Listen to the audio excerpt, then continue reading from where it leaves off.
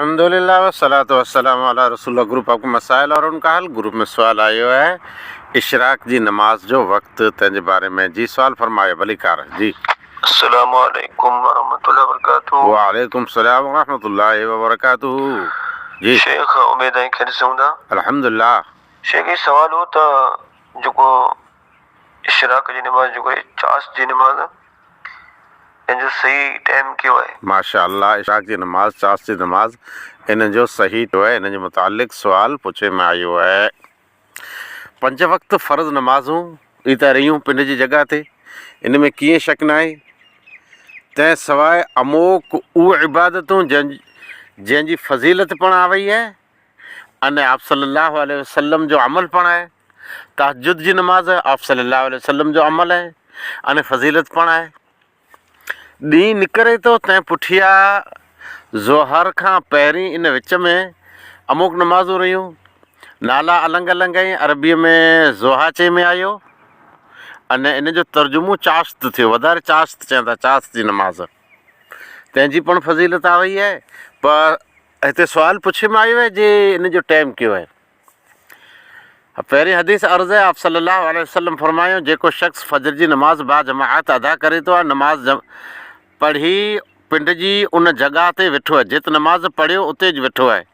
पोइ लौणा फेरे नथो, उथवे करे नथो, पोइ मोबाइल जी घंटी हिकु व्हाट्सएप कीअं न उन ई वेठो आहे, अलाह जो ज़िक्र करे पियो। अच्छा, ज़िक्र कंदे कंदे सिज निकिरी आयो अने मकरूह वक़्तु पूरो थी वियो। तंहिं पुठियां 2 रकातूं नमाज़ अदा करे थो। तक़रीबन 5-7 मिंट सिज निकिरी आयो। तंहिं पुठियां 2 मिंटें जो ॻारो रखो। 2 मिंटें पुठियां 2 रकातूं जेको अदा करे थो उन शख़्स खे हज अने उम्रे जे सवाब जे बराबरि सवाबु मिले थो। आप सल्लल्लाहु अलैहि वसल्लम फरमायो पूरो पूरो पूरो सवाबु मिले थो। अच्छा, अहले इल्म जो चवणु इहे आहे इन हदीस जे बारे में। हिकिड़े चयो ज़ईफ़ आहे, अमुक चयो त हीअ हसन आहे अने शेख अलबानी रहमतुल्लाह अलैह इन रिवायत खे हसन जो दर्जो ॾिनो हुयो।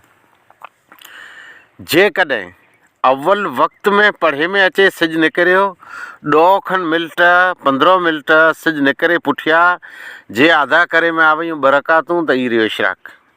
अने इशराक पण चास्त जी नमाज़ जो भाॻ आहे। अने जेकॾहिं थोरो लेट पढ़े में आयो 4 रकातूं त ई चास्त रहियो।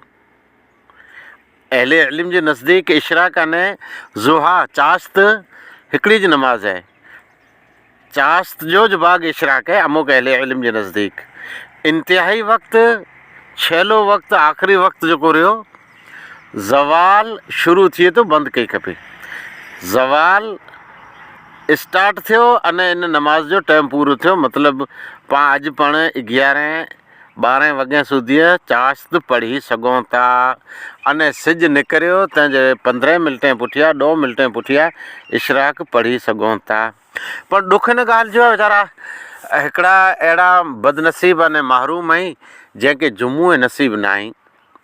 अहिड़ा पण आहिनि जेको 5 वक़्त नमाज़ नथा पढ़ी सघे अने हिकिड़ा ख़ुशनसीब आहिनि जेको 5 वक़्त जी पाबंदी रखी तहज्जुद पढ़नि पिया, इशराक पढ़नि पिया। अर्ज़ नमाज़ इस्लाम जो रुकन है, नमाज़ इस्लाम है, नमाज़ दीन जो रुकन है, नमाज़ दीन है, नमाज़ नबी सल्लल्लाहु अलैहि वसल्लम जी मुबारक अखियुनि जी ठंडक है, नमाज़ रब जी रिज़ा जो ज़रियो है, नमाज़ जन्नत जी चाबी है, नमाज़ मोमिन जी शान है, नमाज़ मोमिन जी महराज है। नमाज़ जी पाबंदी रखी खपे फ़र्ज़ नमाज़ जी।